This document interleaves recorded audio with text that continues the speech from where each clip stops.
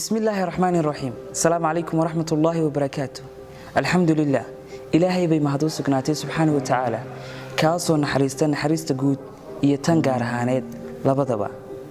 فرينتيدن waxay daaran tahay muhiimadda ay leedahay go'aan qaadashadu hal go'aan oo aad qaadato waxa uu ku horseedi karaa ka dhabaynta nolosha quruxda badan ee qalbigaaga ku jirta qorshe nololeedkaada astaysataa haddii aanu ka dhalan go'aan adag kaasi oo aad ka eegto dhinacyada hufan ee adiga ka khuseeya waxa uu noqon karaa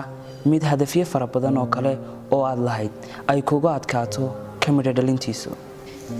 inkastoo aanay arrin sahlan ahayn inaad si yar oo fudud aad go'aan uga gaadho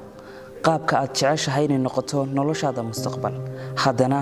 go'aanka adag kaasi oo aad waqti ku bixiso rogrogitaankiisa waxa ka soo baxa isla markaasina ka binaysma nolosha quruxda badan ama hamiye fara badan oo aad lahayd isla markaasina aad muddo badan ku taamisay higsigooda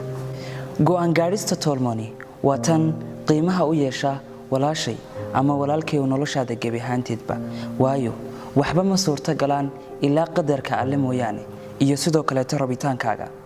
waxaad ogaataa go'aan gaadhista wanaagsan inay tahay ta ku horseeda badhaadhaha labada daarood waa fi aakhire kaasho go'aanka wanaagsan adigoo la imanaya sida Ilaahay subhanahu wa ta'ala inoo sheegay tawakkal. Assalamu alaykum wa rahmatullahi wa barakatuh.